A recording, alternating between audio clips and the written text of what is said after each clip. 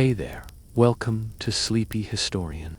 I'm here to help you relax tonight. I know many of you use this video to fall asleep, so before you get too cozy, don't forget to like the video and subscribe to the channel. Also, let me know where you're watching from and what time it is there. I'd love to hear from you. Now, get cozy, take a deep breath, and let yourself relax. Tonight, we're drifting gently into one of history's favorite illusions. The medieval world. The castles, the kings, the queens, the stone halls, the torches, the candlelight, the bells in the distance. The fantasy that looks beautiful in movies and paintings and games, but in real life would absolutely destroy you before lunch. Because medieval life looks romantic from far away, but up close, it's just cold stone, bad air, constant hunger, endless work, sickness, and a social system built entirely on suffering and hierarchy. And tonight, a soft, sleepy truth is simple. You wouldn't tea last a day in medieval time. Not a full day, not a long afternoon, possibly not even breakfast. And that's not an insult. That's just biology, sanitation, medicine, and basic human comfort doing what they do best. So we'll float through it slowly and gently, one strange medieval reality at a time. No panic, no drama, just calm facts and quiet disappointment. The kind that makes you grateful for clean water and closed windows and working heaters. So let's start with the morning. Because medieval mornings were already a problem, you wake up in darkness.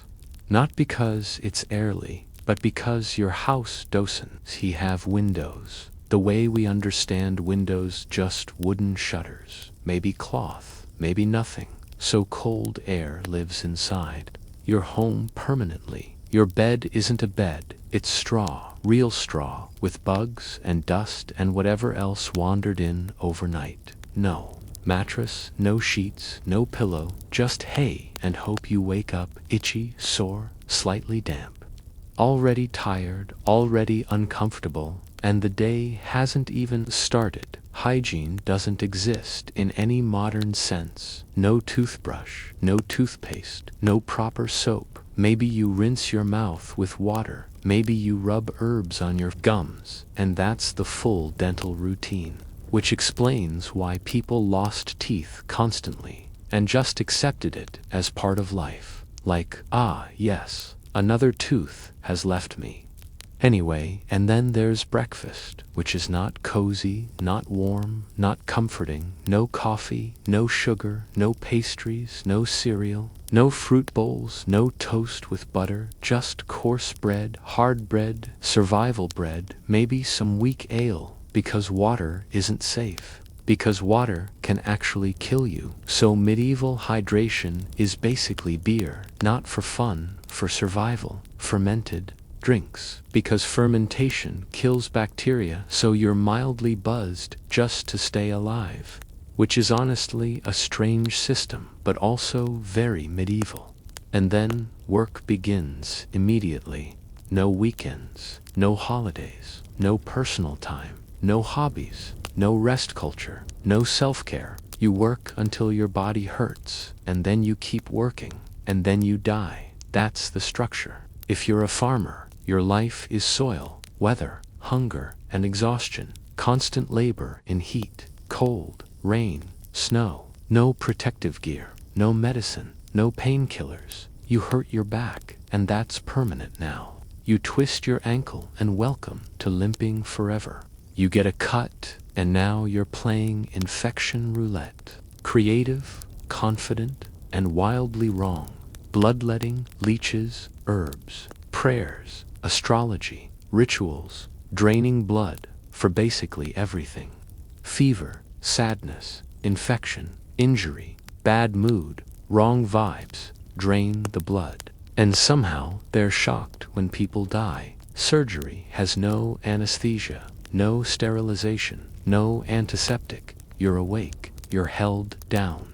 You scream. Dentistry is the same. Amputations are the same. Childbirth is the same. Which brings us gently to medieval women, whose lives were just stacked with danger. Pregnancy was one of the most dangerous things a woman could experience. No clean environments, no antibiotics, no emergency medicine, no understanding of infection. Childbirth was genuinely life-threatening every single time. Women expected to die young, and many did. Infant mortality was extremely high. Children simply didn't survive regularly.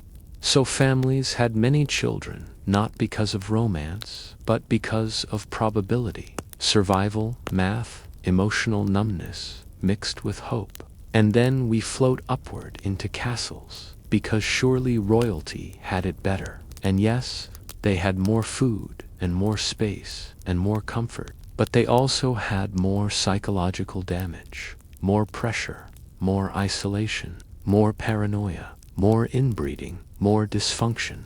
Royal children weren't raised as children, they were raised as assets, political tools, marriage contracts, bloodline extensions, betrothed as toddlers, promised to strangers, sent away from home, raised by tutors and servants, isolated from real affection. They didn't get childhoods, they got training programs. And genetically, things were not great. Royal families married inside small circles, cousins, second cousins, uncles, nieces, because bloodlines mattered more than biology, and the results were predictable.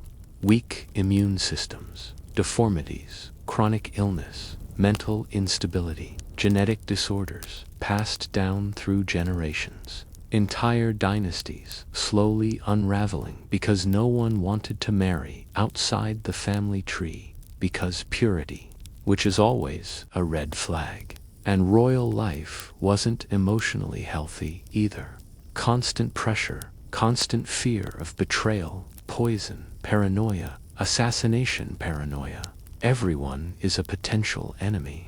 Everyone is smiling too much. Everyone is lying. So kings become controlling, queens become isolated, children become emotionally stunted, and the whole system produces generational dysfunction on a massive scale. And then there's religion. Heavy, fear-based, guilt-based. Everything is sin. Everything is judgment. Everything is hellfire. Illness is divine punishment. Poverty is moral failure. Suffering is spiritual testing. So people live in constant fear of damnation, fear of impurity, fear of being cursed, fear of doing the wrong thing, fear of God watching every thought, every action, every mistake. And the mind never rests. The body never rests. The soul never rests. The soul never rests. And all of it happens in cold buildings, damp clothes, smoky air, poor nutrition, constant labor, constant stress, constant loss, constant fatigue, and people still romanticize it, which is honestly impressive, because medieval life is not soft, not cozy, not peaceful. It's just survival, raw survival, layered with hierarchy, suffering, and tradition. And when you really look at it, modern life isn't perfect. But you get clean water, antibiotics, heat, painkillers, sealed windows, mattresses, electricity, and food that doesn't try to kill you. So, if you were dropped into medieval times right now, with your modern body, modern immune system, modern expectations, modern comfort standards, you wouldn't last a day. Not because you're weak, but because medieval life wasn't built for comfort. It was built for endurance, and most people didn't thrive. They just survived quietly, tired, hungry, cold, and resigned, drifting through their days. The same way we're drifting through this story, slowly, calmly, one breath at a time, one quiet fact at a time, floating through. A world that looks beautiful in paintings and feels unbearable in reality. And as we move forward tonight, we'll keep gliding through the strange, dysfunctional, tragic, quietly absurd lives of medieval People, royals, peasants, children, kings, queens, all wrapped in stone walls, candle smoke, and inherited suffering, so just keep breathing.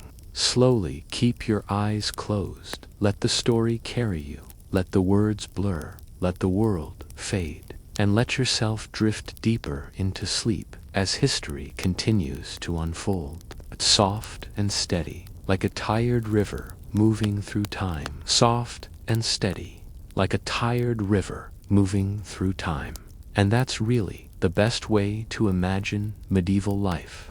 Not as dramatic battles or heroic legends, but as a long, slow river of routine, exhaustion, and quiet endurance, where most people weren't living stories worth telling.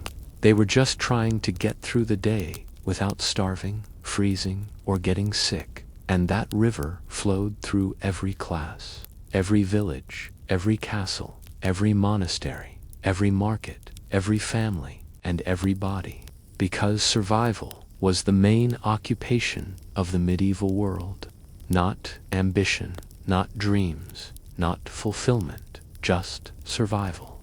And even that wasn't guaranteed. So let's keep drifting through it, gently, calmly, without urgency, just letting the strange reality of medieval life pass by like scenery outside a slow-moving train. And now we move into the towns and cities, which people often imagine as lively, bustling, charming places with markets and music and color. And yes, there were markets and noise and people everywhere, but there was also filth, waste, disease, and smell, constant smell. Because there were no sewage systems, no plumbing, no trash collection, no sanitation infrastructure. Waste was dumped in streets. Animal waste mixed with human waste. Water runoff carried everything into rivers and wells, and the same rivers and wells were used for drinking, cooking, washing, and bathing, which is efficient in the worst possible way. And the air itself was thick with smoke from fires, cooking, forges, candles, torches, and fireplaces, so breathing wasn't exactly refreshing. It was more like inhaling history-flavored fog, and people just lived in it, every day, all day, quietly accepting that the world smelled bad, and always would, and bathing wasn't common. Not because people liked being dirty, but because clean water was hard to access. Heating water took time and fuel, and public bathhouses weren't always safe or available. And some religious beliefs even discouraged frequent bathing, because the body was seen as sinful and indulgent care of it was suspicious. So cleanliness wasn't a priority. Survival was, and that shaped everything. And when disease appeared, which it constantly did, people didn't understand germs or bacteria. They didn't understand transmission. They didn't understand hygiene. They understood punishment, fate, God, curses, and bad air. So when plagues came, they prayed, they isolated, they blamed, they punished, they panicked, and they suffered. And disease moved through populations like a slow shadow, taking children, parents, elders, whole families, whole villages, and life just continued around it, because it had to, because stopping meant death anyway. So medieval people developed a strange relationship with mortality.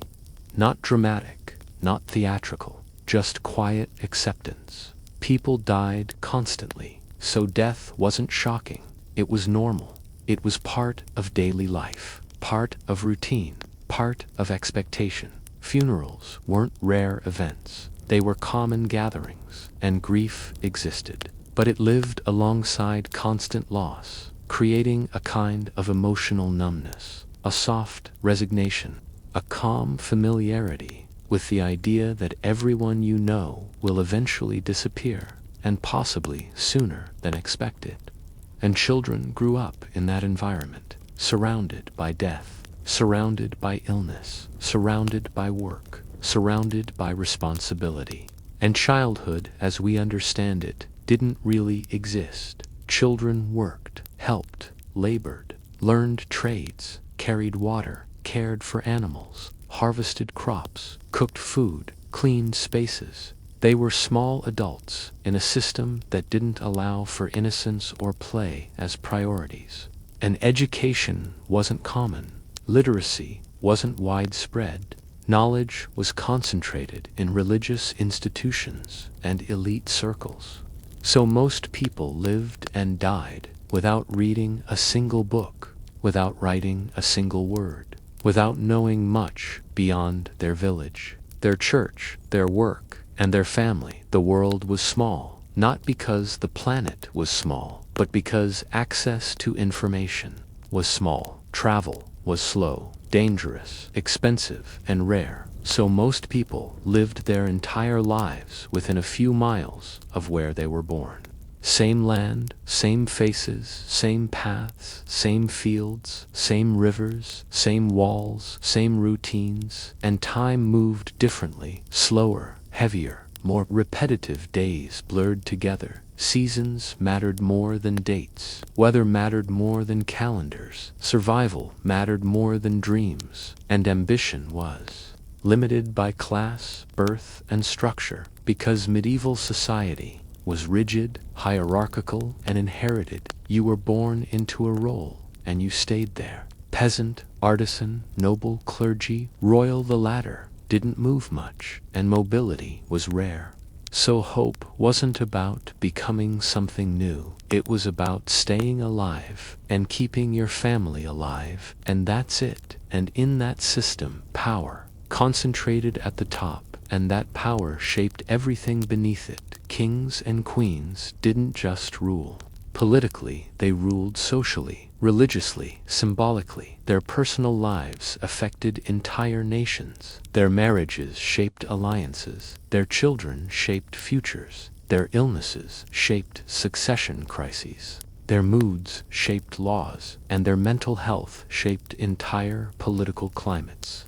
And many of them were deeply unstable, isolated, paranoid, sickly, emotionally disconnected, and burdened by expectations they never chose. Kings raised to believe they were chosen by God. Queens raised to believe their only value was producing heirs. Children raised to believe their lives belonged to the crown, not to themselves. And that creates a strange kind of psychological environment, where people have power but no peace, authority but no freedom, luxury but no safety. And you see it in historical records. Kings who couldn't trust anyone, queens who lived in constant fear of replacement, heirs who grew up terrified of failure, and royal households full of tension, silence, formality, and emotional distance. And even their comfort was uncomfortable. Stone castles were cold, damp, drafty, poorly heated, hard to maintain, full of shadows and echoes, and privacy didn't exist the way we understand privacy. Servants were always present. Guards were always present. Attendants were always present. You were never alone, even in your own room, even in your own thoughts. Someone was always watching, listening, waiting. And that constant observation shapes the mind. It creates pressure, paranoia, performance, emotional repression, and identity confusion. And we see that across dynasties. Rulers who struggled with anxiety, depression, obsession, rage, detachment, melancholy, religious mania, and emotional volatility. And the system didn't treat mental health. It punished it. It spiritualized it. It moralized it. It feared it. So people suffered quietly, internally, surrounded by ritual and structure and ceremony that looked grand on the outside and felt suffocating on the inside. And below them, the common people lived simpler but harsher lives, physically demanding, emotionally limited, socially constrained, spiritually controlled, and everyone was bound by tradition, religion, fear, and survival. and the idea of personal happiness as a goal just didn't exist. Life wasn't about fulfillment. It was about duty, obedience, survival, continuity, family, faith, and endurance. And in that world, emotions were managed differently. Grief was quiet, joy was restrained, love was practical, marriage was contractual, and relationships were shaped more by necessity than desire. And even romance was structured by class and expectation,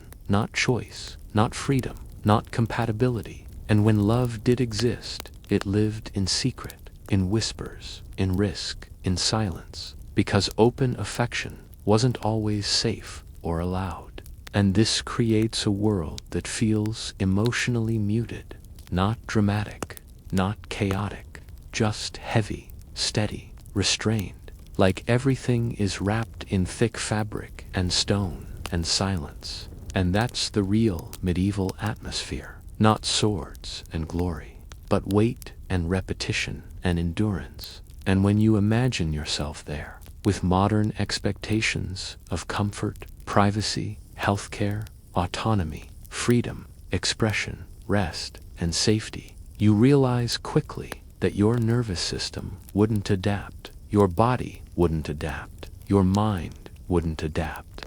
Because medieval life wasn't designed for well-being. It was designed for continuity, structure, and survival. And those are very different goals. And so, as we keep drifting forward in this quiet story, just let that contrast settle in gently. The difference between modern life and medieval life, between comfort and endurance, between safety and survival, between choice and structure, between freedom and tradition. And let it soften your thoughts, slow your breathing, and calm your mind, because you are not there, you are here, in warmth, in safety, in quiet, in comfort, listening to history like a distant river instead of living inside it. And that distance is a gift. And as the medieval world continues to unfold, in this slow, sleepy narrative, we'll keep gliding through its strange customs, its quiet suffering, its dysfunctional systems, its fragile bodies, its rigid hierarchies, and its deeply human endurance, not with judgment, not with shock, just with calm observation, like watching fog move through an old forest, slow and steady and soft. And you don't need to hold on to every detail. You don't need to remember every word. You can let the story blur. Let the sentences fade into rhythm. Let the history become background sound, like rain on a roof or wind through trees, and just rest. Because tonight isn't about learning, it's about drifting, and medieval life is just the backdrop.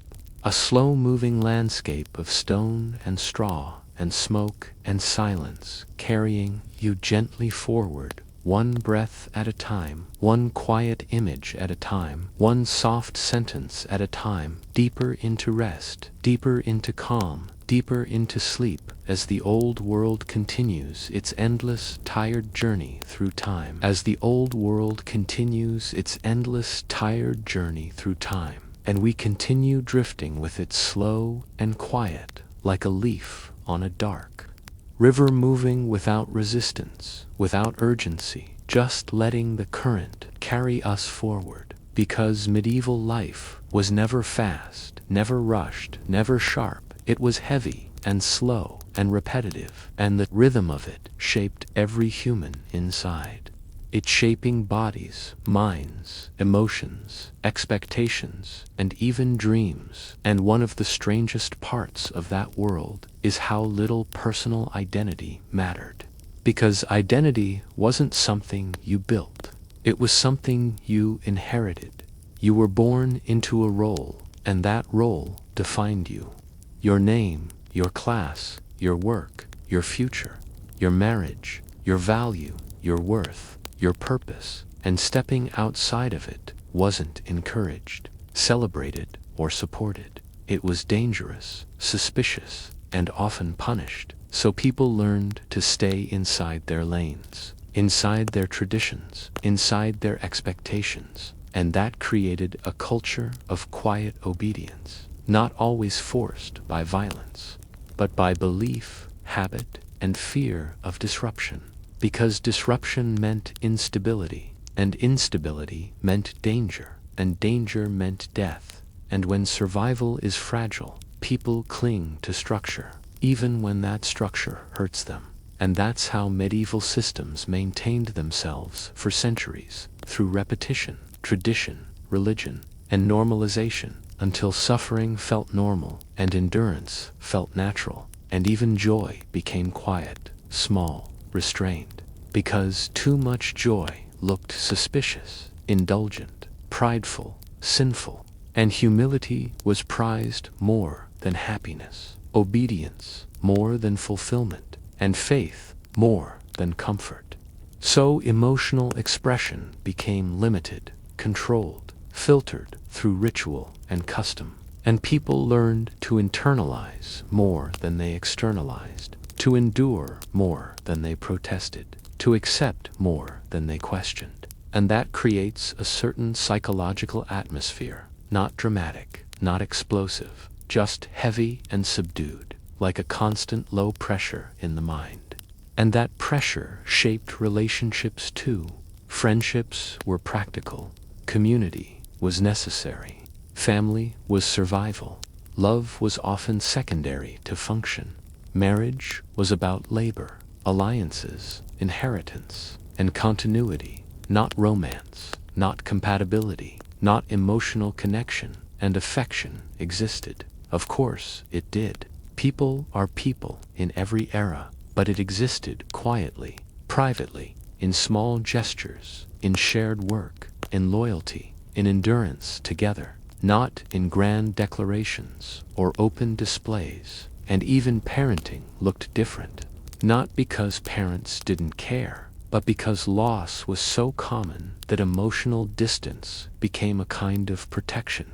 You loved your children, but you also learned not to attach too deeply, because survival was uncertain and grief was constant. And emotional survival required a certain numbness, a certain restraint, and that shaped generations, shaping how people bonded, how they loved, how they mourned, how they hoped, and how they dreamed. And even dreams were small, not about changing the world, but about small improvements, a better harvest, a healthier child, a good marriage, a safe winter, a stable year, a peaceful season.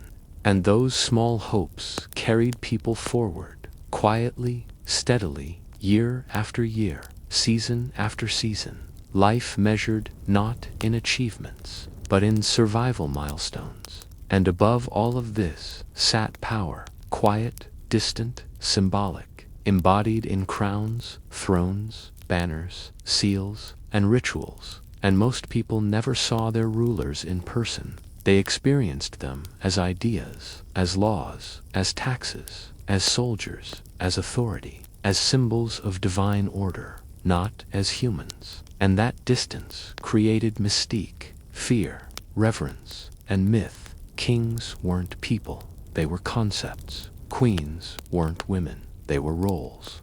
And that dehumanization worked both ways, because rulers also learned to see their people as subjects, not individuals, numbers, not names, resources, not lives. And that separation allowed systems to function without empathy, without accountability, without emotional connection.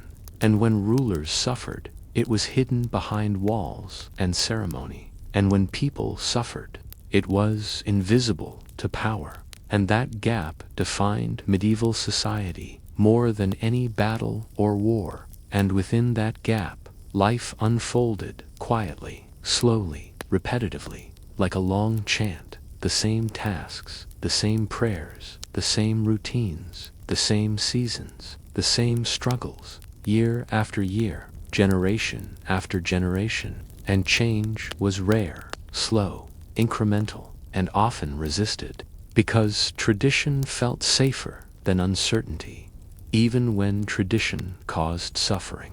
And that's a very human pattern, not just medieval, but universal. People choose familiar pain over unfamiliar risk, stability over possibility, structure over freedom, because uncertainty feels more dangerous than suffering. And medieval life embodied that principle completely. And when disasters happened, famine, plague, drought, war, they were experienced not as shocks, but as part of existence. Tragic, but expected, devastating, but familiar. And people adapted, endured, rebuilt, and continued, because stopping wasn't an option, and that resilience wasn't heroic. It was necessary, quiet, practical, and emotionally muted, like everything else in that world.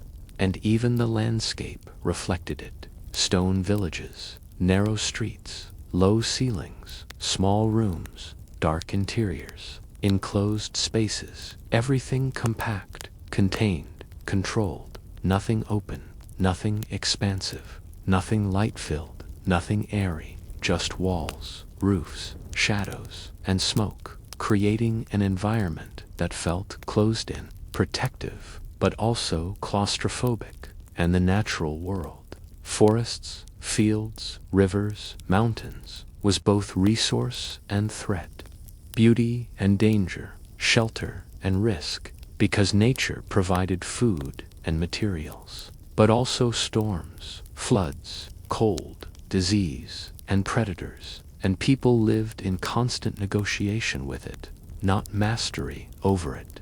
And that relationship shaped medieval psychology too, a sense of vulnerability, dependence, humility, fear, and respect for forces beyond human control.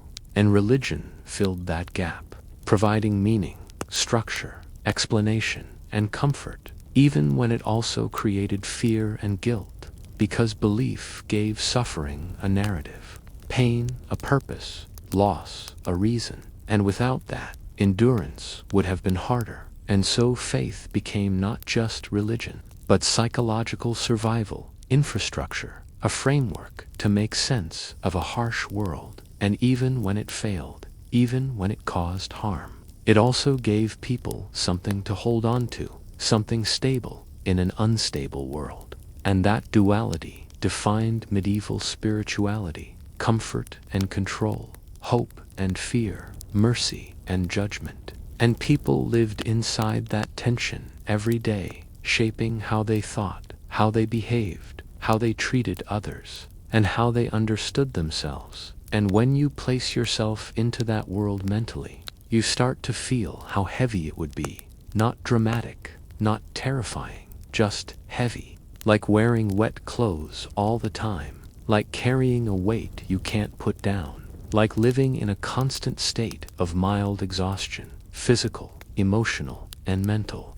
And that SY, the idea of romantic medieval life, collapses so quickly when you look closely, because it wasn't romantic. It was repetitive, restrictive, exhausting, and fragile, beautiful in art, brutal in reality, poetic in stories, practical in life. And none of it was designed for comfort. None of it was designed for joy. None of it was designed for rest. And rest itself was rare, because rest meant vulnerability, and vulnerability meant danger. So even sleep wasn't deep. Houses weren't secure. Doors weren't strong. Locks weren't reliable. Fire was a constant risk. Theft was common. Violence existed, and safety was relative, not guaranteed. So people slept lightly, lived cautiously, moved carefully, and that constant low-level vigilance shaped the nervous system, creating a baseline of tension that never fully disappeared. And that's another reason modern humans wouldn't adapt easily, because our nervous systems are used to safety, predictability, security, and protection. And medieval nervous systems were shaped by uncertainty, exposure, and risk.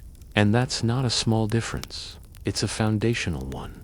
And so, as we continue drifting through this world, just notice how quiet it feels, how slow it feels, how heavy it feels, how restrained it feels, and let that weight contrast with the softness of where you are now, in your bed, in your room, in your safety, in your warmth, in your quiet, and let that contrast relax. You not tense you because you're not there. You're here, listening, resting, drifting, safe in the present, while the past moves gently beneath you like an old river, and you don't have to follow it. You don't have to live it. You don't have to survive it. You just get to observe it, softly, quietly, passively, like watching rain slide down a window. And that distance is calming, grounding, soothing. And as the medieval world continues its slow, endless rhythm of labor, faith, hierarchy, and endurance, you can let your thoughts slow with it, your breathing slow with it, your body soften with it, your mind quiet with it, and your awareness fade into the background, because this story isn't here to excite you. It's here to carry you gently, steadily forward, into rest, into stillness, into sleep, like a lullaby made of old stone, old wood, old smoke, and old silence, flowing endlessly through time and carrying you with it, calm and weightless, one breath at a time, one quiet sentence at a time, one soft image at a time, deeper and deeper into rest, deeper and deeper into rest, and the deeper we drift, the quieter the medieval world becomes, not because it was silent, but because repetition dulls everything. And when a life is built on the same routines, the same paths, the same work, the same prayers, the same fears, the same hopes, day after day, year after year, the noise becomes background, and the mind learns to move through it without resistance, like water flowing around stones. And that's how medieval people lived, not in constant drama, not in constant crisis, but in a long, continuous state of endurance, where struggle wasn't shocking, it was normal, and survival wasn't heroic, it was expected, and even suffering became familiar, predictable, almost routine. And when something bad happened, illness, death, loss, hunger, it didn't feel like an interruption of life. It felt like part of life, woven into its structure, as natural as rain or winter. And that familiarity with hardship created a kind of emotional quietness. Not peace, but numbness, a soft, emotional distance that allowed people to keep functioning. And that numbness passed from generation to generation, shaping culture, behavior, and expectations, until endurance itself became a value, patience became a virtue, silence became strength, and obedience became safety. And in that world, expression was limited, individuality was restrained, and difference was risky, because standing out meant attention, and attention meant danger, and danger meant consequences, social, religious, political, or physical. So people learned to blend in, to conform, to follow, to obey, to adapt, and that created societies that were stable but stagnant, structured but suffocating, ordered but emotionally restrained. And this structure shaped everything, including how people thought about time, because medieval time wasn't future-focused. It was present-focused and past-focused. Tradition mattered more than innovation. Ancestry mattered more than potential. And the future was imagined as continuation, not transformation. So people didn't dream of change. They dreamed of stability, not progress, but continuity, not improvement, but preservation. And that mindset shaped entire civilizations, keeping systems in place long after they caused harm, because change felt dangerous, and danger felt worse than suffering. And even the concept of a better life was different. Not more freedom, not more comfort, not more choice, but more security, more food, more safety, more stability, and that's a very different dream. And it's a dream built for survival, not fulfillment. And even joy was framed that way. Joy was safety, joy was peace, joy was a good harvest, a healthy child, a stable home, not excitement, not adventure, not exploration, not novelty, and novelty itself was suspicious. New ideas were dangerous, new beliefs were threatening, new behaviors were risky, because the system relied on sameness to survive, and sameness to maintain control. And that's why medieval societies changed so slowly, why traditions lasted centuries, why rituals repeated endlessly, why structures remained rigid, because repetition created predictability, and predictability created safety, and safety created survival, even when it also created suffering. And within that system, people learned to live small lives, not meaningless lives, but contained lives, lives defined by community, duty, faith, and routine, not by personal ambition or self-expression. And when someone broke from that, when someone challenged it, they were often punished, exiled, silenced, or destroyed, because systems protect themselves. And medieval systems were very good at self-preservation, using religion, law, tradition, and power to maintain order. And that order wasn't gentle, but it was stable. And stability was the highest value in a world where chaos meant death. And all of this shaped the emotional tone of medieval life. Not loud, not dramatic, not explosive, but heavy, restrained, quiet, controlled, like living under a low gray sky every day, where the light is always dim, the air is always thick, and the horizon is always close. And that environment shapes the psyche, shapes the nervous system, shapes the soul. And when we talk about medieval people, we often imagine them as either brutal or heroic, but most of them were neither. They were tired, they were practical, they were patient, they were resigned, they were human, living in a system that demanded endurance more than excellence.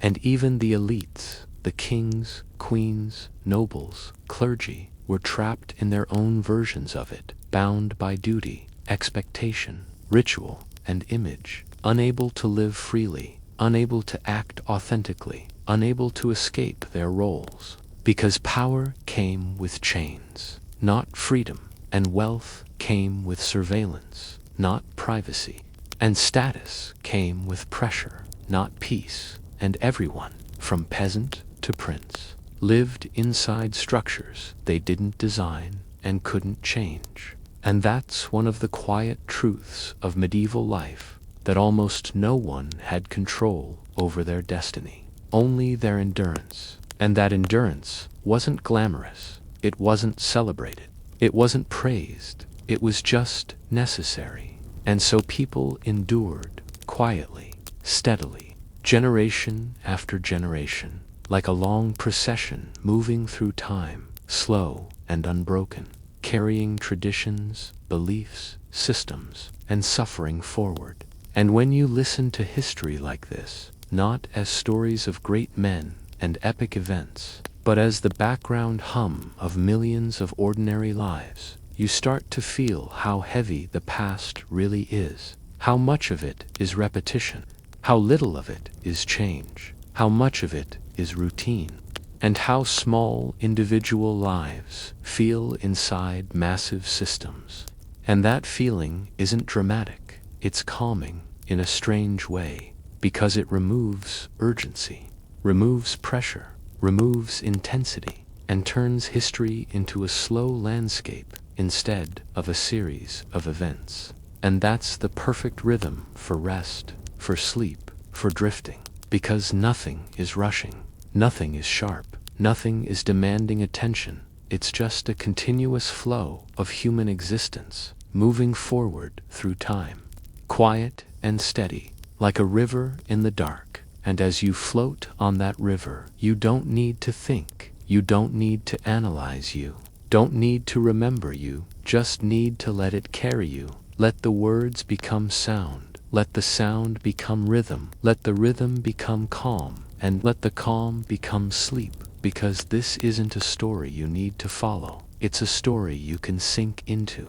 Like warm water, like soft fabric, like deep quiet. And the medieval world, with all its stone, smoke, silence, structure, and endurance, becomes less a place and more a feeling, a background hum, a low vibration, a steady tone. And that tone can lull you, soothe you, slow you, and guide you gently into rest. Because even in its harshness, even in its heaviness, even in its suffering, the medieval world moves slowly, steadily, predictably, and predictability is calming.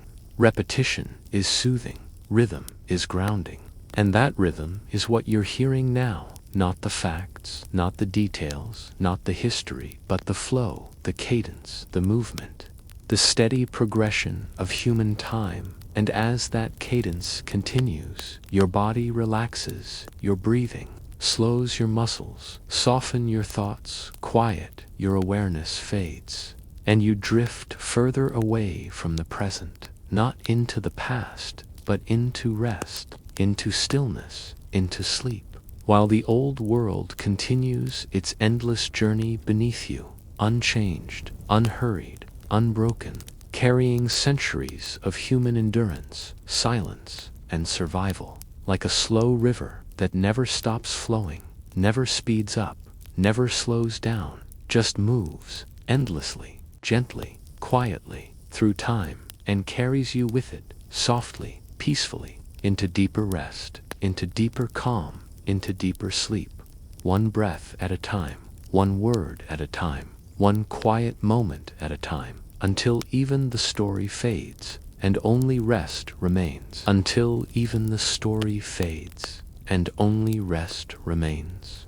But the old world keeps moving, slow and steady, like it always has. Because history doesn't rush, it drifts, and medieval time drifted more than any other, heavy with routine, layered with tradition, softened by repetition, and shaped by endurance. And as we continue floating through it, you begin to notice how everything in that world was built around cycles, not progress, seasons instead of years, harvests instead of goals, rituals instead of innovation, sunrise and sunset instead of clocks, bells instead of schedules. And those cycles shaped the human mind in a very different way than modern life does. Because modern life moves forward, medieval life moved around, looping back on itself again and again. The same planting, the same harvesting, the same festivals, the same prayers, the same fasts, the same routines. And when life is cyclical, the sense of urgency disappears. Because tomorrow looks like yesterday, and next year looks like last year, and the future feels like repetition, not possibility. And that creates a strange calm, a dull calm, not peaceful, but predictable. And predictability is comforting, even when it's uncomfortable. And medieval people lived inside that predictability, shaped by it, softened by it, worn down by it, and adapted to it until it felt normal, natural, inevitable. And that's how entire civilizations functioned, without constant rebellion. Because rebellion requires imagination, and imagination requires the belief that things can be different. And when all you've ever known is repetition, difference feels unreal, distant, dangerous, and unnecessary. So people stayed, endured, and continued. And that continuation wasn't passive, it was active labor, constant work, constant maintenance, constant effort, just to keep life going. Because medieval life didn't sustain itself easily. Food had to be grown, stored, protected. Animals had to be raised, fed, sheltered. Buildings had to be maintained. Tools had to be repaired. Clothes had to be made, water had to be carried, fire had to be kept, and every one of those tasks took time, energy, and physical effort. So life was filled with motion, but not movement, activity without progress, work without transformation, labor without escape.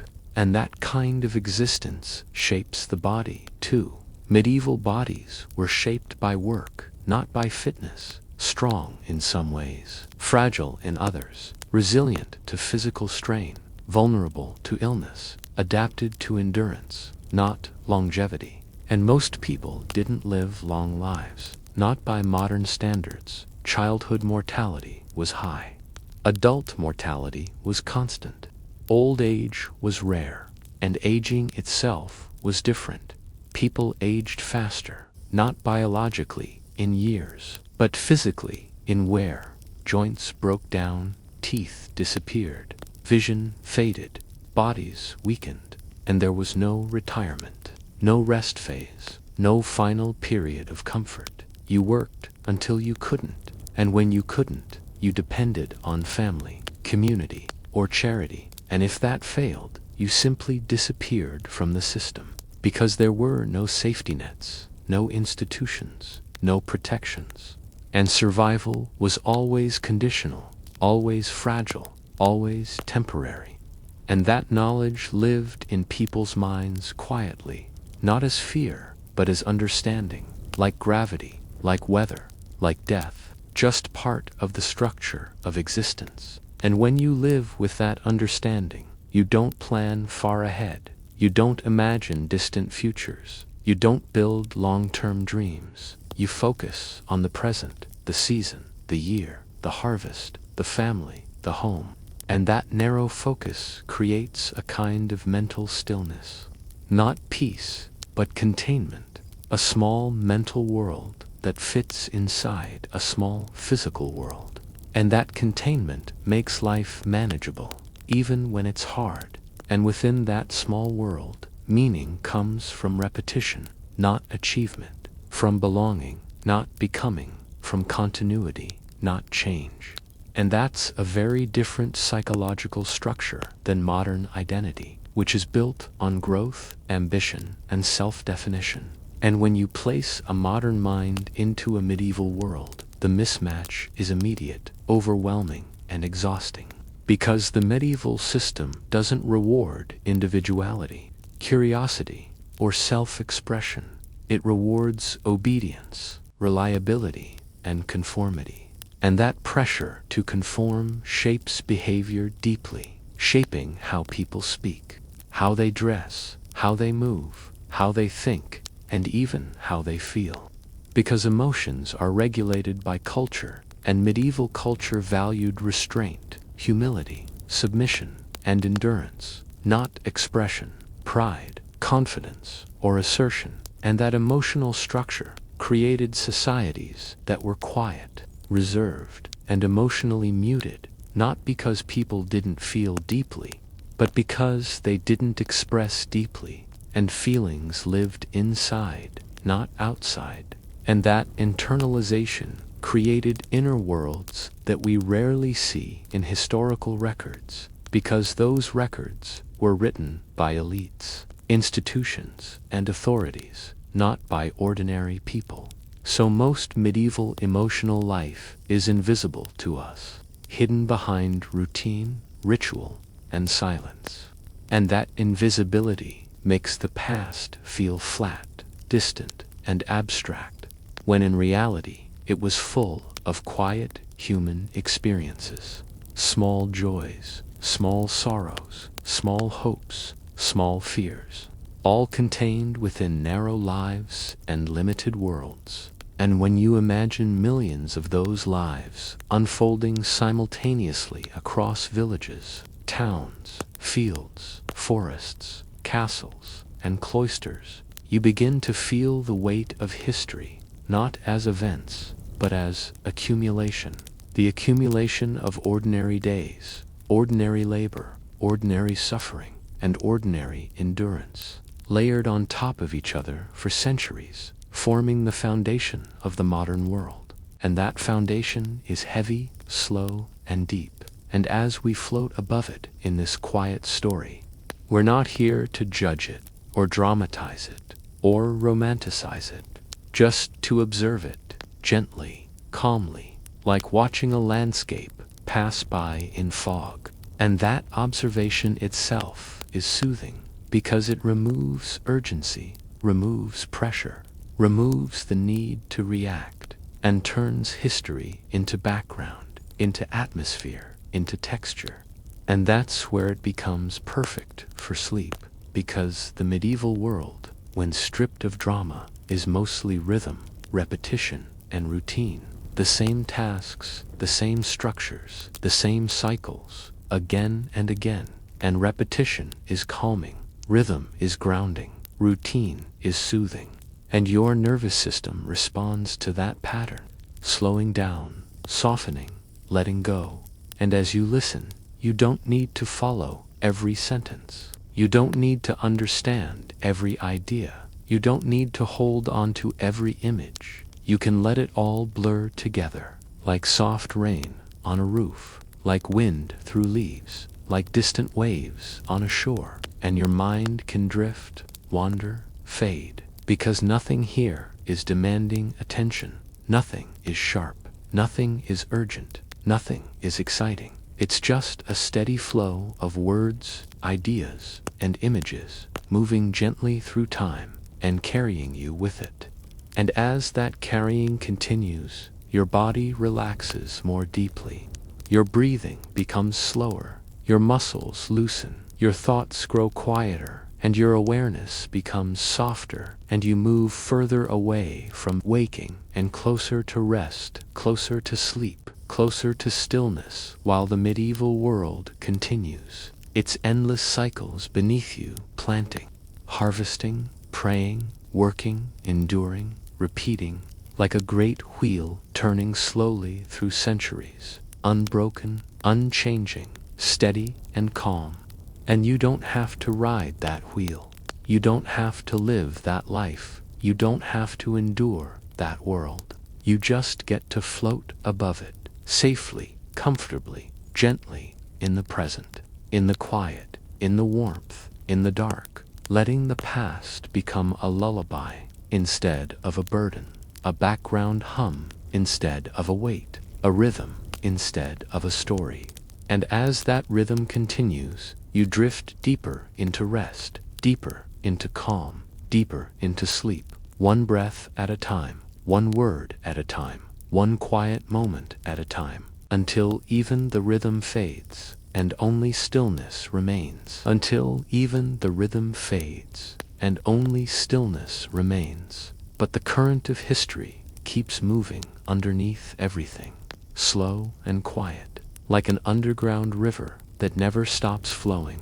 And medieval life, more than any other era, feels like that kind of current, constant, steady, unchanging, moving forward without urgency, without noise, without drama, just carrying millions of ordinary lives through time, one after another, generation after generation. And as we keep drifting with it, the world feels less like a place and more like a texture, a feeling, an atmosphere, made of stone and smoke and silence and repetition. And in that atmosphere, even identity feels different. Because medieval people didn't think of themselves as individuals first. They thought of themselves as part of something, part of a family, part of a village, part of a guild, part of a parish, part of a parish, part of a kingdom, part of a kingdom, part of God's order. And that sense of belonging came before personal identity, before personal desire, before personal ambition. And when belonging comes first, the self becomes smaller, quieter, less important, and the group becomes larger, louder, more powerful. And that shapes behavior in deep ways. Because people learn to prioritize harmony over honesty, stability over truth, obedience over authenticity, and survival over self-expression. And that creates societies that function smoothly but suppress individuality. And in medieval life, individuality was not celebrated. It was suspicious. Difference was not admired. It was dangerous. And standing out meant attracting attention. And attention meant risk. And risk meant consequences. So people learned to blend in, to follow patterns, to copy behaviors, to repeat traditions, to live within narrow boundaries. And that narrowness wasn't just social, it was physical too. Villages were small, towns were dense, homes were cramped, rooms were shared. Privacy barely existed. Families slept in the same spaces. Animals sometimes shared shelters with people. And the body itself was rarely alone, always surrounded by others, always part of a group, always part of a system. And that constant closeness shaped emotional boundaries, personal space, and psychological comfort, creating a world where solitude was rare and silence was communal, not private, and even thought was shaped by community because beliefs were shared, values were shared, fears were shared, hopes were shared, and individual worldviews were limited by collective understanding. And when everyone around you believes the same things, thinks the same way, fears the same dangers, and hopes for the same small goals, it becomes reality, not opinion. And medieval reality was built from shared belief systems, not personal perspectives. And those belief systems were reinforced by religion, tradition, and authority, creating a closed loop of meaning that sustained itself for centuries. And inside that loop, people lived quietly, predictably, and repetitively, not because they lacked imagination, but because imagination had nowhere to go, no space to grow, no room to expand, because the world itself was small, contained, bounded by geography, class, and access. And even the concept of the world was limited. Maps were incomplete, travel was rare, and knowledge of distant places was filtered through stories, myths, and second-hand accounts. So most people's entire universe existed within a few miles of their home, and that small universe felt complete, whole, sufficient, because there was nothing else to compare it to. And when your world is small, your desires become small, your fears become specific, your hopes become narrow, and your life becomes focused, not scattered. And that focus creates a certain calm, not happiness, but simplicity, not peace, but clarity. And that clarity makes endurance easier, because you're not overwhelmed by options, choices, or possibilities. You're guided by routine, expectation, and structure reduces anxiety, even when it reduces freedom. And medieval systems were highly structured, rigidly ordered, carefully layered, and deeply hierarchical, creating a world where everyone knew their place, their role, their duties, their limits, and their boundaries. And that knowledge reduced uncertainty. And uncertainty is one of the most stressful psychological states for humans. So even a harsh system can feel safer than a chaotic one. And medieval life was harsh, but it was predictable. And predictability feels safe to the nervous system, even when it causes suffering. And that's one of the quiet psychological truths of history, that humans will tolerate pain more easily than uncertainty. And medieval societies mastered predictability through rituals, calendars, festivals, fasts, feasts, laws, customs, and traditions. Everything had a place, a time, a rule, a meaning, and that structure wrapped life in order, even when that order was suffocating, and even nature was ritualized. Seasons became religious events, harvests became ceremonies, weather became signs.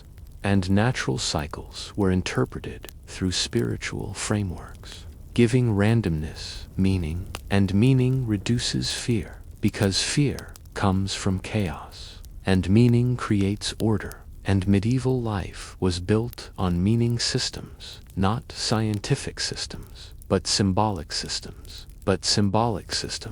And those systems gave people psychological stability in an unstable world, and even suffering became meaningful, framed as testing, purification, punishment, or destiny. And that framing helped people endure it, because suffering without meaning is unbearable, but suffering with meaning can be tolerated.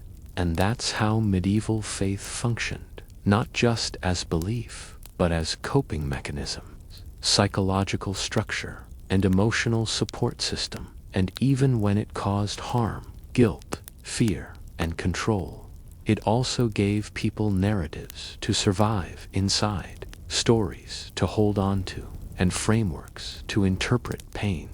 And those frameworks were essential in a world without medicine, without science, without safety nets, and without modern understanding.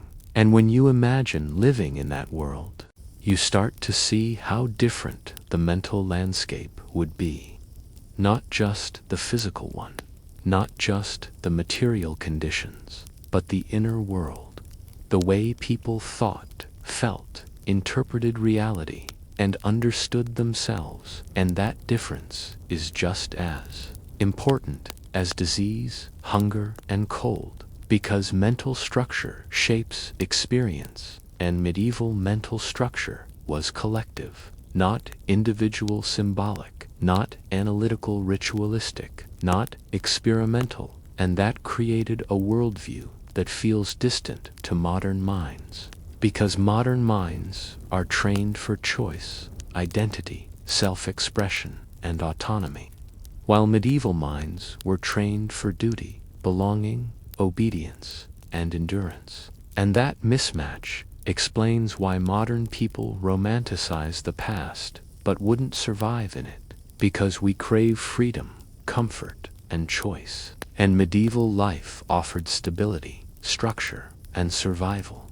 And those are not the same values. And when you remove modern comforts, modern medicine, modern sanitation, modern safety, and modern freedom, what remains is a life that requires constant physical, emotional, and psychological endurance. And endurance is not a skill most modern lives train us for. And that's why this world feels so heavy when we imagine it, because it's not designed for ease. It's designed for continuation, and continuation doesn't care about comfort, only about persistence. And medieval civilization persisted for centuries, not because it was kind, but because it was stable, not because it was gentle, but because it was structured, not because it was fair, but because it was predictable. And predictability kept it alive and kept people inside it, generation after generation. And as we drift through this understanding, there's no need to judge it, no need to criticize it, no need to romanticize it. Just observe it, calmly, quietly, like watching an old machine turning slowly, endlessly, carrying time forward. And that observation itself is calming, because it removes urgency, removes pressure, removes emotion, and turns history into movement, rhythm, and flow. And as you listen to this slow movement, your own inner movement slows too. Your thoughts soften, your body relaxes, your breathing deepens, and your awareness becomes quieter. And the medieval world becomes less a story and more a background sound, like wind, like rain, like distant bells, like footsteps in stone halls far away. And that background sound becomes a lullaby, not because it's comforting, but because it's consistent, steady, and predictable. And predictability calms the nervous system, and that calm guides you deeper into rest, deeper into stillness, deeper into sleep, while the old world continues its endless rhythm beneath you, working, praying, planting, harvesting, enduring, repeating, quietly, steadily, without urgency, without change, like a slow wheel turning through centuries. And you don't have to follow it. You don't have to live it. You don't have to survive it. You just get to float above it, safe, warm, comfortable, present, letting the past become sound instead of struggle, history instead of hardship, rhythm instead of reality. And as that rhythm continues, you drift further away from waking, further away from thought, further away from awareness, and closer to rest, closer to quiet, closer to sleep, until even the words become soft noise, and even the noise becomes silence, and only calm remains deep and still like a dark lake at night. Unmoving, unbroken, peaceful, and quiet, carrying you gently into sleep, deep and still, like a dark lake at night. Unmoving, unbroken, peaceful, and quiet, carrying you gently into sleep.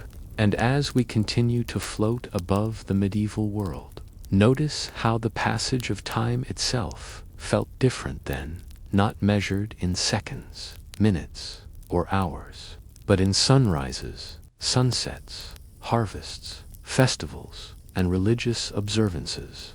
Because clocks were rare, schedules were local, and the daily rhythm of life was governed more by the sun and the seasons than by man-made constructs, and that natural rhythm gave people a different sense of pace, slower, steadier, more attuned to repetition. And when you imagine life measured in that way, you realize how modern impatience would feel unbearable.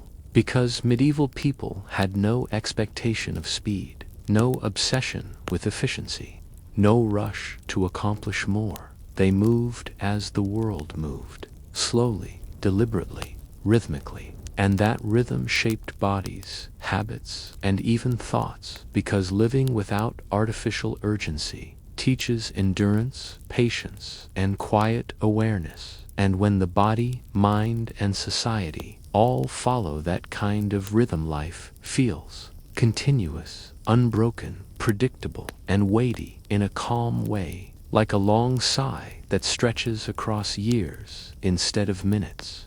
And inside that rhythm, daily survival consumed nearly all attention, leaving little room for luxury, leisure, or experimentation. And even when there were moments of leisure, they were small and structured. Festivals, fairs, games, songs, storytelling, communal meals, not vacations, retreats, or personal exploration.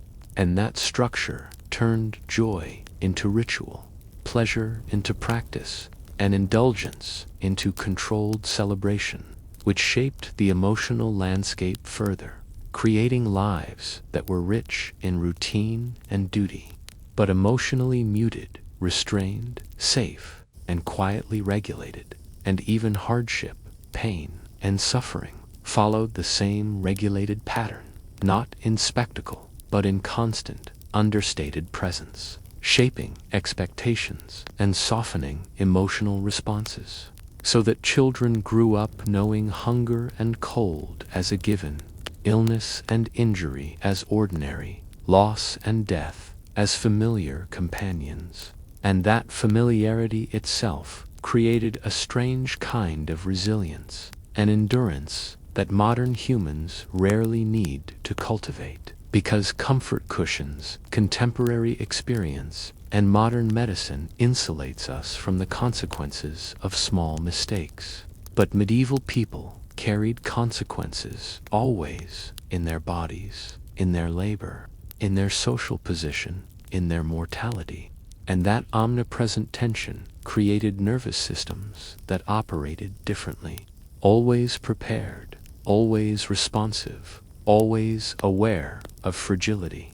And that fragility was both physical and social, because life could collapse from famine, plague, political shifts, or personal misfortune.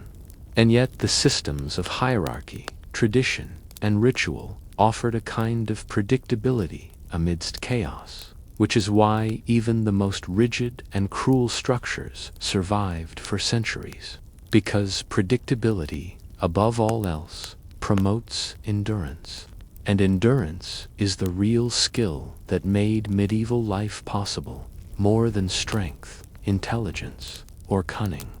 Endurance allowed a person to tolerate hunger, disease, cold, work, authority, loss, monotony, and risk simultaneously. And that tolerance shaped every human interaction, every household, every village, every guild, every monastery, every court, every battlefield, not through drama or heroism, but through patient repetition, slow habituation, and quiet adaptation. And as we glide over these patterns, notice how even wealth and power don't escape the same slow, heavy rhythm, because kings, queens, nobles, and clerics were trapped in rituals, protocols, inheritance rules, and expectations, their freedom limited by obligation, their comfort limited by surveillance, their privacy limited by status, and their emotional lives limited by duty. And many of them suffered quietly, mentally, emotionally, and physically, constrained by tradition, anxious about succession, paranoid about plots, burdened by expectations, haunted by illness, mourning losses, managing appearances, and maintaining authority simultaneously, all of which required endurance as much as it did political skill. And when you combine the endurance of rulers with the endurance of the common people, the slow accumulation of millions of quiet lives, each one constrained, structured, and limited, you begin to sense the true rhythm of the medieval world, which is not war, conquest, or innovation, but persistence, repetition, and survival, moving steadily through centuries like a river of stone, mud, and straw. And that river carries everything: the small tragedies, the quiet victories, the unnoticed lives, the forgotten faces, the mundane details, and the accumulated weight of humanity itself.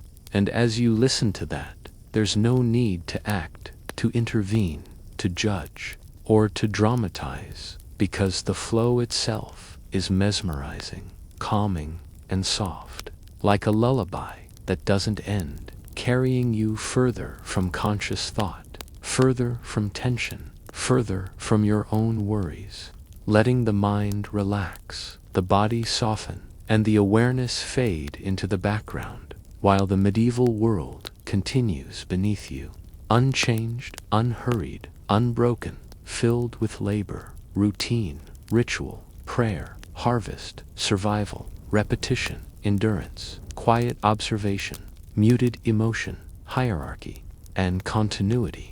And within that continuity, life feels both fragile and infinite, small in scale, yet enormous in accumulation, fleeting in individual moments, but long in collective persistence. And the more you float along this mental river, the more your own system synchronizes with it, slowing your breathing, loosening your muscles, calming your thoughts, softening your awareness, letting the subconscious absorb rhythm instead of story, letting the body rest while the mind drifts, letting consciousness slide slowly into rest, while the medieval current continues quietly beneath you, like a stone-weighted river moving through centuries, indifferent, steady, continuous, carrying lives, deaths, labor, prayers, and endurance.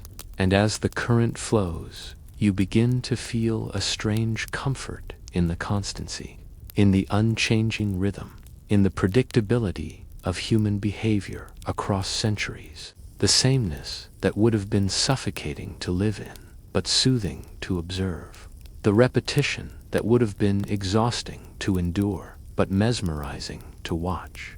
And that observation is enough, because you are safe, warm, calm, present, while the world moves beneath you, slow, heavy, steady, and you can drift with it, float with it, sink into it, let it carry you deeper into sleep, deeper into calm, deeper into quiet, deeper into rest, one soft breath at a time, one soft sentence at a time, one gentle, endless current at a time, until only the calm remains. Deep, heavy, unbroken, and peaceful. Deep, heavy, unbroken, and peaceful. And as the flow continues, notice how medieval life was full of constraints that shaped behavior in ways both subtle and total, because almost every human action was governed by a framework larger than the individual, whether it was law, custom, social expectation, religion, or survival necessity.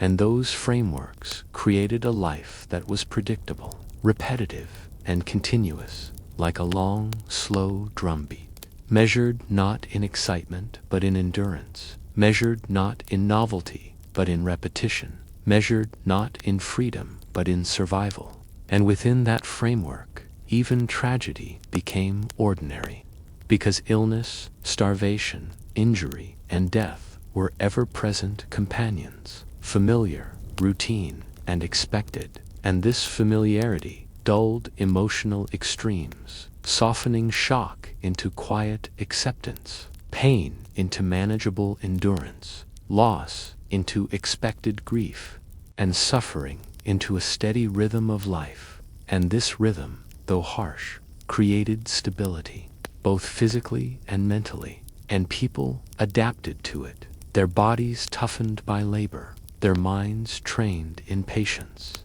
their emotions conditioned for restraint, their expectations tempered by realism. And that adaptation shaped generations, creating cultures that valued continuity above innovation, obedience above self-expression, and endurance above ambition. And when you imagine stepping into that world, even for a single day, you begin to see how modern habits, expectations, and nervous systems would clash immediately with that environment. Because our modern lives are structured around choice, comfort, and control, whereas medieval lives were structured around duty, limitation, and necessity. And those limitations touched every aspect of existence, from waking to sleeping, from eating to working, from marrying to dying. And the consequences of misstep were immediate and tangible, whether social, economic, or physical. And yet, in that constant constraint, life carried on, quietly, steadily, predictably, like water flowing around rocks, like wind moving through trees, like smoke curling in the hearth. And the sheer repetition of human effort became both burden and anchor, sustaining the system while shaping the human experience within it. And even the smallest deviations from expectation, even minor failures, were managed by society with rituals, penalties, or guidance, creating a feedback loop that reinforced structure, normalized endurance, and softened the perception of danger through familiar consequence. And that loop, invisible to us now, was the mechanism by which entire populations survived centuries of limited technology, sparse medicine, harsh climate, and limited mobility. And within this structure, social roles became identity, hierarchy became security, routine became meaning, and the individual was nested inside layers of responsibility and expectation. And to step outside those layers was rare, notable, and often perilous.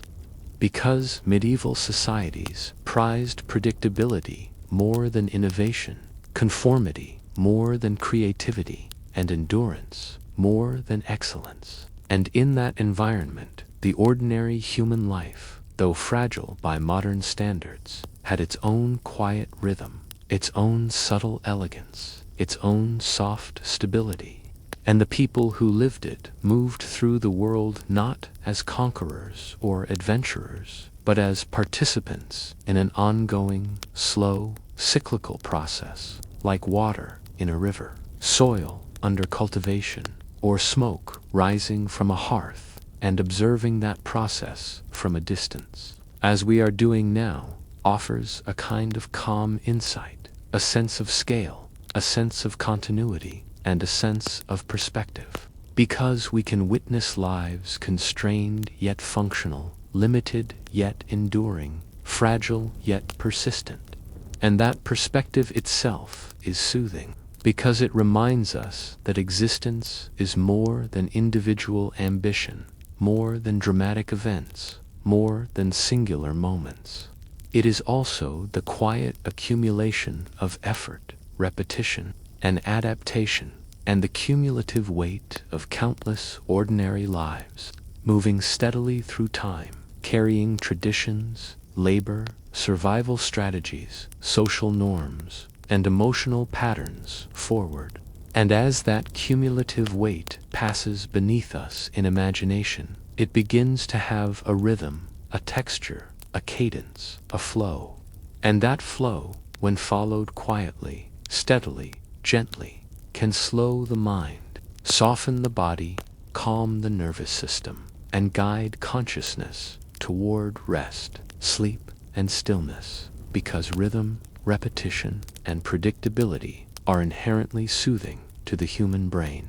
And the medieval world, stripped of its drama and danger, becomes a perfect vehicle for this slow, quiet rhythm, a lullaby of survival, labor, hierarchy, and continuity, stretching across centuries. And as you drift with it, notice how small individual concerns feel against the immense, patient, repetitive sweep of human history. How insignificant the urgency of modern life seems when compared to the slow endurance of the medieval world. How comforting the constancy becomes when observed without expectation, judgment, or involvement. And this constancy itself fosters relaxation.com and the gradual descent into deep, uninterrupted rest.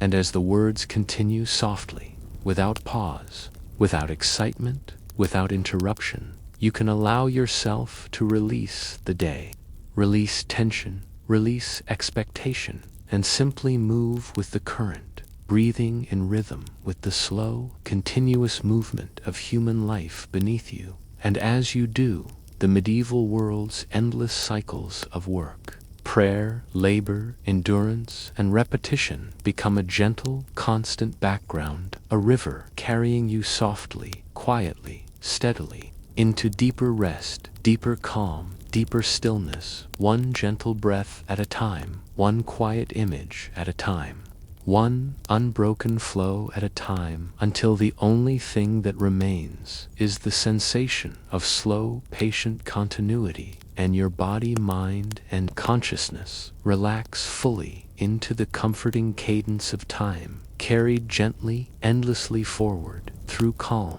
into sleep, carried gently, endlessly, forward, through calm, into sleep.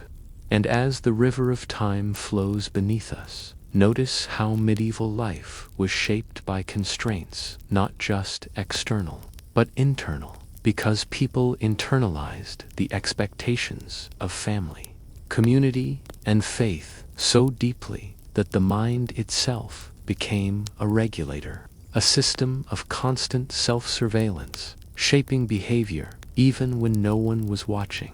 And that self-regulation created a quiet compliance, a habitual endurance, a psychological framework that allowed life to function despite scarcity, danger, disease, and unpredictability. And those habits were formed early, as children observed and absorbed the daily rhythms of labor, ritual, obedience, and restraint, learning to moderate their desires, control their impulses, and accept the inevitability of limitations. And this early conditioning meant that most people grew up capable of managing pain, frustration, hunger, and loss with astonishing quietness, because survival depended on it, and that quietness became second nature. Not dramatic, not heroic, just ordinary. And the ordinary became extraordinary only when viewed from a modern perspective, because we are so unused to persistent, low-level endurance without recognition or reward. And when you place yourself mentally into that world, even for a single day, the sheer accumulation of small, demanding tasks, repetitive routines, and regulated behavior can feel overwhelming. Yet people lived like this continuously for entire lifetimes and passed it to the next generation as normal, familiar, expected. And that normalcy is what kept societies functioning, even in the face of recurring plagues, wars, famines, and political instability, because endurance, repetition, and adaptation were the true currency of survival. Not innovation, not power, not wealth, and even those who held power were bound by endurance in subtler ways, constrained by protocol, ceremony, lineage, expectation, reputation, and the ever-present risk of scandal, illness, or rebellion. And these invisible pressures shaped decision-making, emotional expression, and personal freedom, creating layers of responsibility that were as binding as the physical demands of labor for peasants. And in both cases, the underlying rhythm of life remained the same: survive, repeat, endure, obey, and adapt. And that rhythm forms a slow, calming background when observed from a distance, like the constant hum of distant waves, soft, steady, reassuring in its constancy. And as we continue to drift above this world, you might notice how even suffering in medieval life had a kind of pattern, familiar, predictable, integrated into the ongoing flow, not dramatic, not sudden, but constant, like small stones on a riverbed that shape the flow of water without making noise. And illness, injury, grief, and deprivation were part of the landscape, expected, understood, and socially contextualized, so that individual pain was rarely isolated, and community, ritual, and faith provided interpretive frameworks to absorb it quietly, to make it psychologically bearable. And that quiet system of meaning is why so much endurance was possible without collapse, why entire populations could live under harsh conditions for centuries, and why history accumulates as a long, unbroken procession of ordinary lives, rarely noticed, rarely celebrated, rarely recorded, but persistent, repetitive, and resilient. And when we watch that procession from our safe, modern vantage point, it moves slowly, gently, predictably, like a river of time, carrying the hum of human effort, survival, and adaptation forward, layer upon layer, generation upon generation. And noticing this can itself be calming, because it places our concerns in perspective, showing the small, contained, repetitive structures that allowed life to continue despite scarcity, danger, and limitation.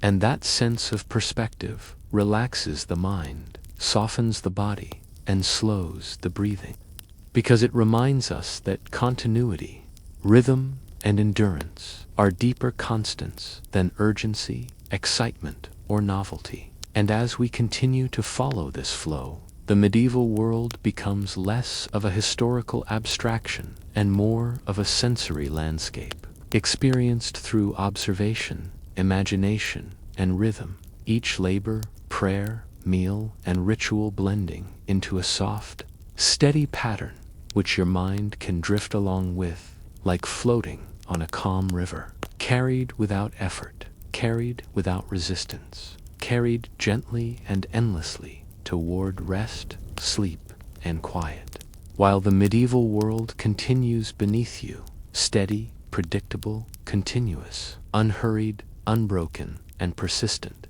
a constant rhythm of labor, endurance, and human continuity. And as you float along, your mind softens, your body relaxes, your awareness fades into the background, leaving only calm, only rhythm, only the gentle current of human life stretching across centuries.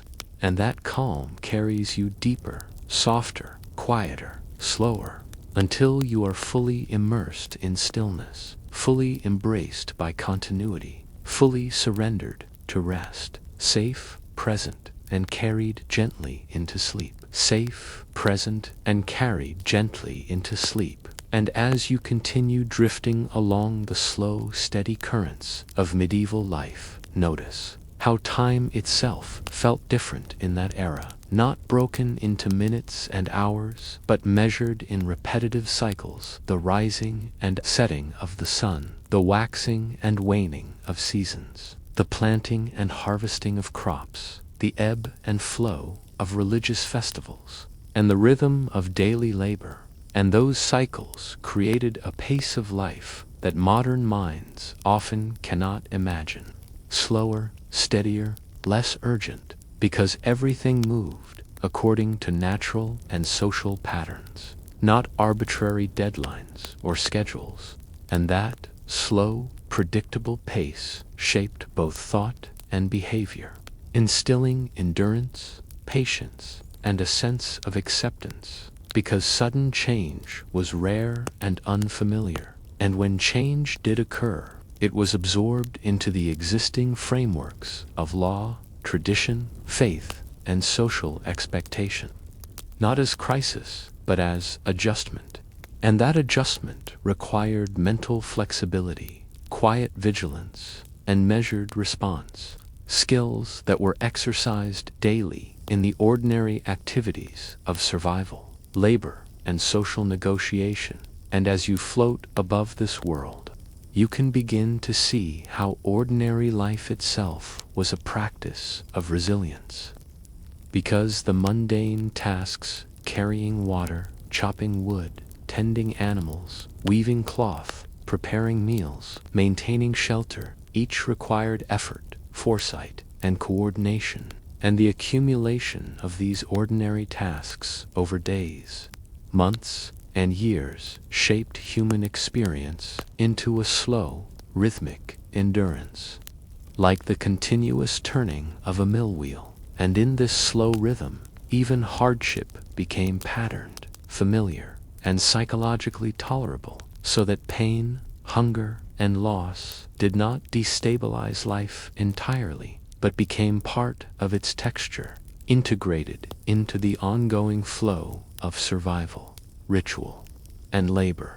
And observing this integration from a distance reveals the subtle elegance of a system designed for continuation, not comfort, where every action, choice, and constraint contributed to the preservation of life itself. And within that preservation, patterns of hierarchy, community, and duty were reinforced continuously, embedding social order so deeply that it became part of the inner life of individuals, shaping thought, expectation, and emotional response. And that deep internalization meant that people lived within invisible boundaries, guided as much by cultural norms as by physical needs. And even when opportunity arose to step outside those boundaries, whether through travel, marriage, or wealth, the systems of expectation and ritual exerted subtle pressure, keeping behavior within the predictable rhythm of society. And as a result, medieval life was not just constrained externally, but regulated internally. And that internal regulation shaped both endurance and perception, creating minds attuned to continuity, repetition, and gradual adjustment rather than novelty, excitement, or rapid transformation. And that attunement is what allowed societies to persist despite disease, famine, war, and environmental challenges, because survival depended less on brilliance and more on sustained effort, measured response, and predictable adaptation. And as you drift along these patterns, you can sense the quiet discipline embedded in ordinary life, the invisible scaffolding of culture and habit, and the subtle beauty of a system that sustained millions of lives through rhythm, routine, and repetition. And that quiet beauty, when observed slowly, gently, becomes soothing, calming, hypnotic even, because it offers a sense of order, continuity, and stability that contrasts sharply with the fast, chaotic pace of modern experience. And as your mind aligns with this rhythm, your body softens, your thoughts slow, your breathing deepens, your muscles relax, and awareness recedes gently into background calm, leaving only the steady, unbroken flow of time, the slow, patient movement of life, and the persistent rhythm of human endurance. And within that flow, everything becomes simple, manageable, and contained, and you can float effortlessly, carried by the quiet current of history, deeper into relaxation, deeper into calm, deeper into sleep, until the medieval world itself fades into background sensation, a gentle hum, a soft vibration, a steady tide of labor, ritual, and survival, and you drift fully into rest, fully embraced by continuity, fully surrendered to the slow, unhurried rhythm of existence. As the world moves beneath you, endlessly, gently, predictably, and peacefully, carrying you with it, quietly, softly, steadily, into sleep, quietly, softly, steadily, carrying you deeper into sleep. And as the medieval world stretches beneath us, like an endless, muted tapestry, notice how life then was a careful balance of constraint, expectation, and habitual endurance, because nearly every human action was framed by rules, customs, and roles, whether assigned by family, community, religious institution, or political authority, and those frameworks defined how people ate, slept, worked, prayed, interacted, and even thought, so that individuality was rarely expressed, and self-expression was often limited to small, private spaces, whispered words, minor choices, tiny gestures, and even those were constrained by the watchful eyes of neighbors, overlords, priests, or kin. And that awareness of constant observation shaped behavior subtly, quietly, but profoundly, creating a population accustomed to restraint, self-control, and internalized discipline. And while this may seem limiting from a modern perspective, it also produced a rhythm, a predictability, a repetitive structure that, in turn, offered psychological safety, a kind of quiet stability, because even harsh or uncomfortable conditions are easier to endure when they are expected, patterned, and integrated into daily life. And that integration was central to medieval survival, because life was physically demanding, emotionally taxing, and socially rigid. And endurance was more valuable than intelligence, skill, or charm in most circumstances.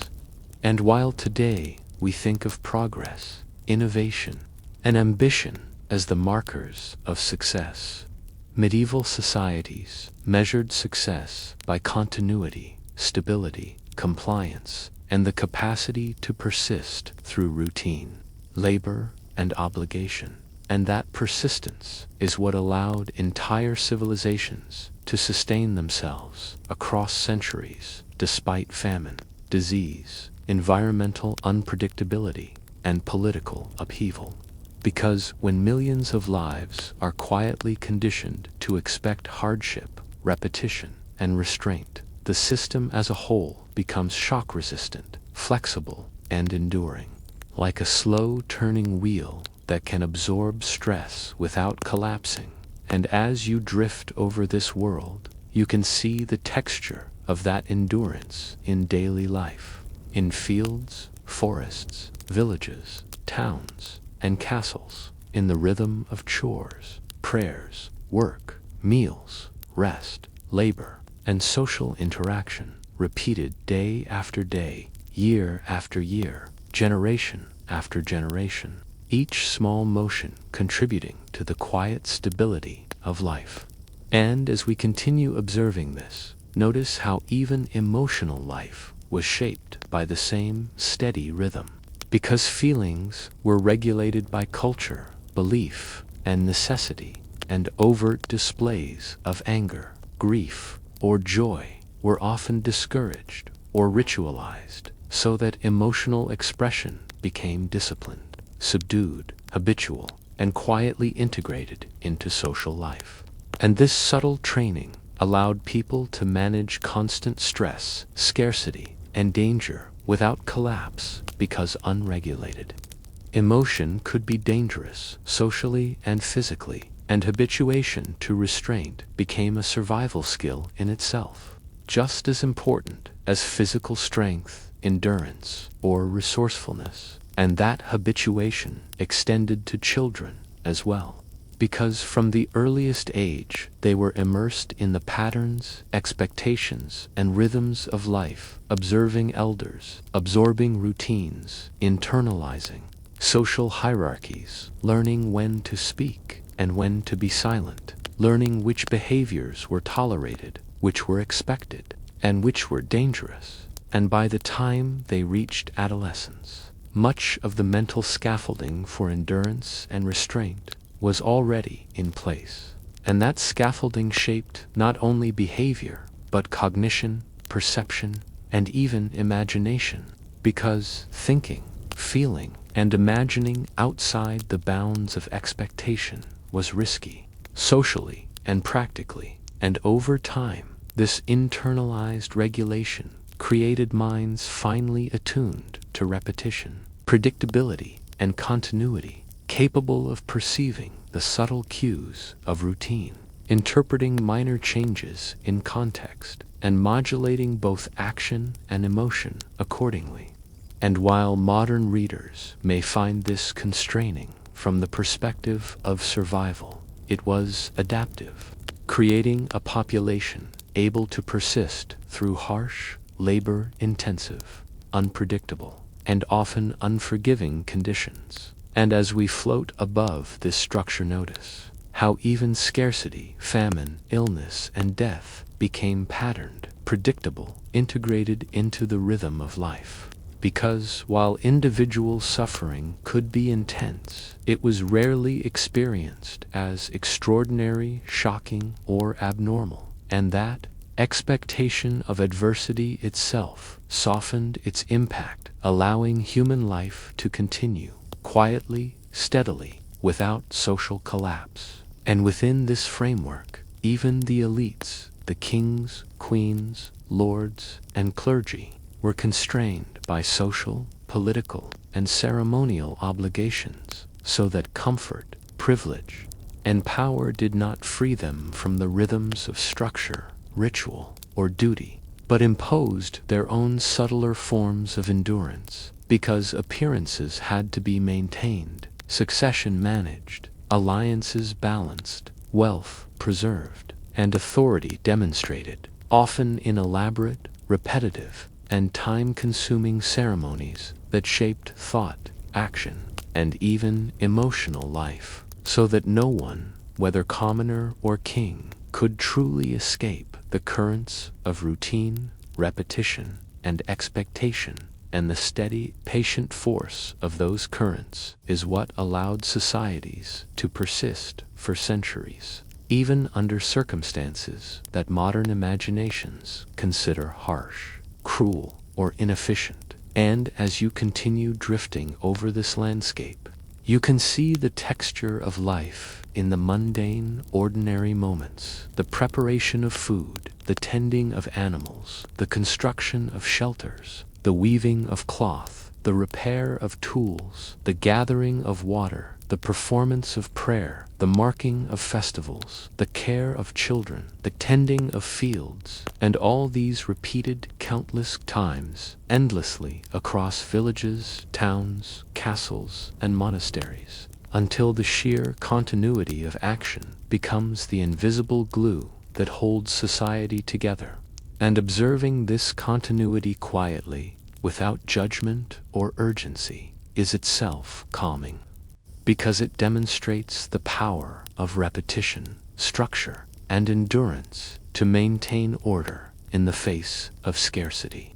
danger, and unpredictability. And as you float along with it, your own mind, body, and nervous system can synchronize with the slow, steady rhythm, softening, relaxing, slowing, and letting go. Because rhythm, repetition, and predictability are innately soothing to the human brain, and the medieval world, stripped of drama, spectacle, and intensity, becomes a lullaby of labor, endurance, survival, and ritual, moving gently beneath you like a river of stone, mud, straw, smoke, and wood, flowing endlessly, quietly, steadily, and carrying human existence forward without pause, without drama, without interruption. And as the current moves, you can release tension, release expectation, release the need to analyze or remember, and simply float, carried by the quiet, unbroken, patient flow of life, while your own consciousness drifts slowly into rest, deeper relaxation, and deeper calm. And in that calm, the medieval world becomes a soft, persistent background presence, a continuous hum of labor, ritual, survival, and human endurance, soothing rather than alarming, repetitive rather than exciting, steady rather than urgent. And your mind, body, and awareness can sink into that rhythm, letting go completely, fully embraced by the slow, unhurried, and persistent tide of human history, carried softly, gently, endlessly into sleep, rest, and quiet, one slow breath at a time, one gentle observation at a time, one continuous, unbroken rhythm at a time, until you are fully immersed in stillness, continuity, and the quiet persistence of life, drifting deeper and deeper into relaxation, calm, and sleep, safe, present, and carried gently forward by the unending flow of the medieval world beneath you, steady, slow, persistent, and peaceful, flowing endlessly beneath you, carrying you gently forward.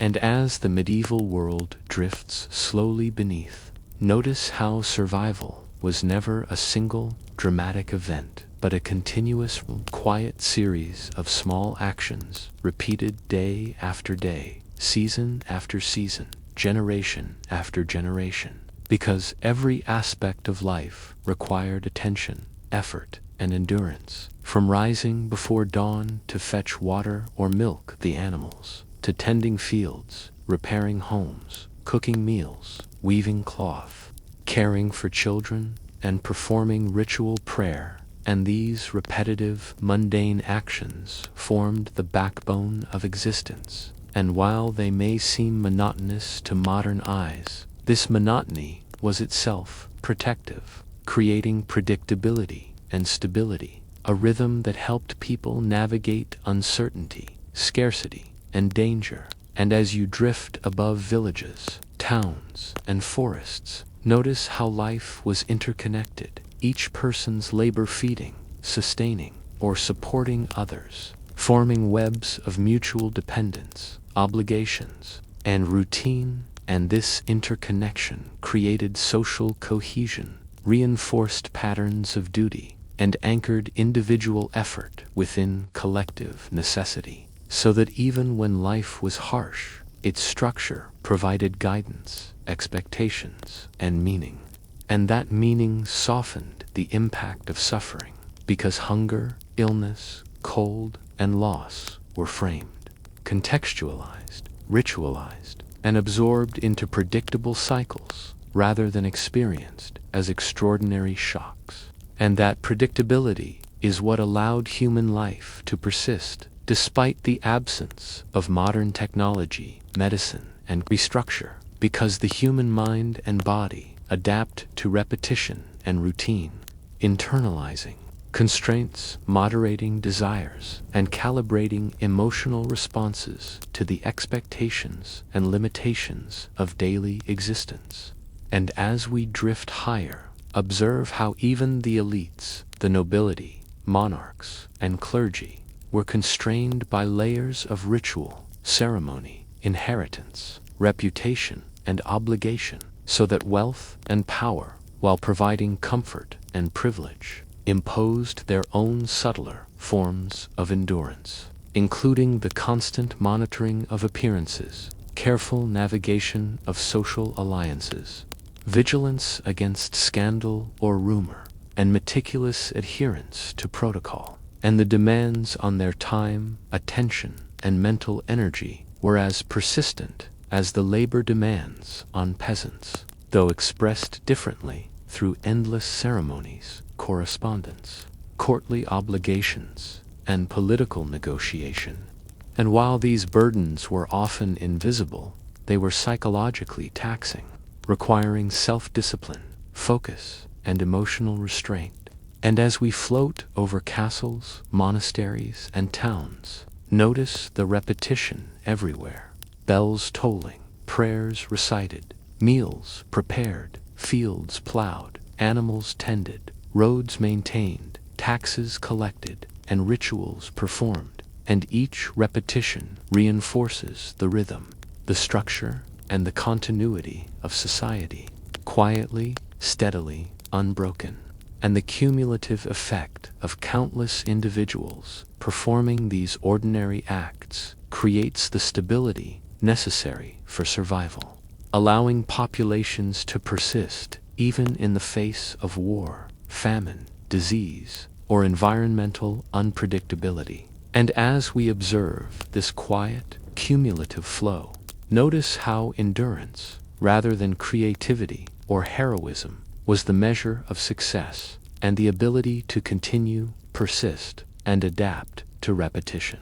Constraint and limitation was the true skill that allowed life to carry on, and this endurance was both physical and psychological, shaped by early experience, social expectation, labor, and ritual, creating minds attuned to repetition, constraint, and the management of constant low-level stress, and bodies trained to perform labor, resist discomfort, and endure scarcity. And in that context, ordinary human life, though physically harsh by modern standards, was comprehensible, survivable, and psychologically manageable, because expectations were calibrated to match reality, because daily life was structured, patterned, and predictable, and because every individual's actions contributed to the slow, continuous rhythm of collective life. And as we drift over fields, villages, forests,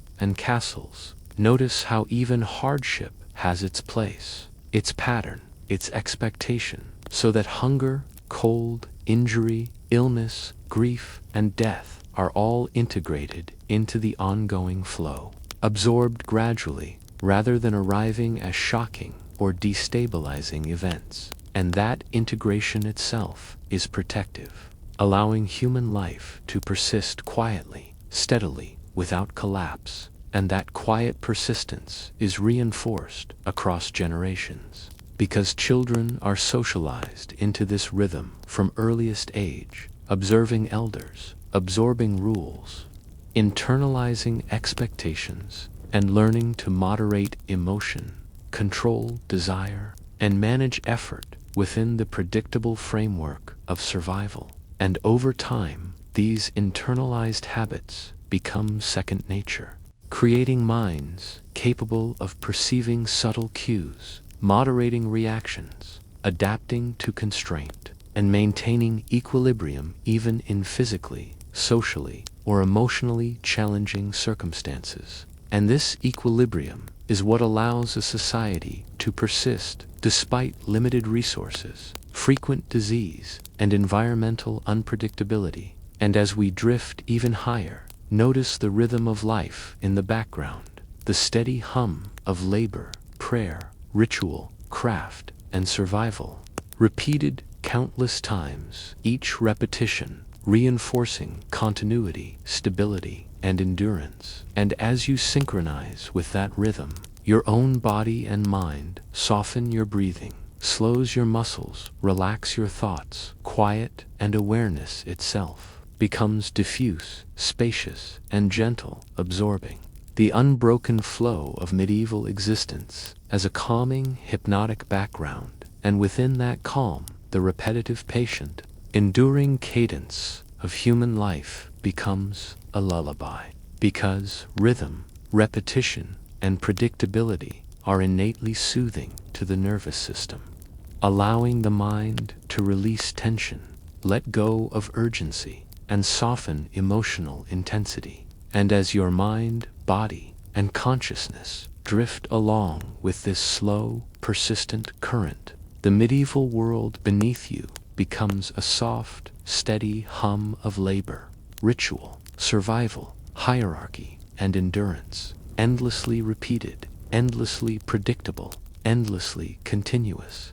And as you float with it, the quiet persistence of life itself becomes a gentle carrier, moving you deeper into calm, deeper into relaxation, deeper into sleep, because you no longer need to act, decide, or intervene, only to observe, breathe, and drift along with the unbroken flow and the slow, rhythmic movement of countless generations performing ordinary tasks, enduring hardship, managing relationships, observing ritual, and maintaining continuity creates a kind of hypnotic safety, softening the nervous system, releasing muscular tension, slowing thought, and allowing full surrender to rest. And as you drift through this continuous flow, notice how even suffering is softened, absorbed into pattern, integrated into repetition,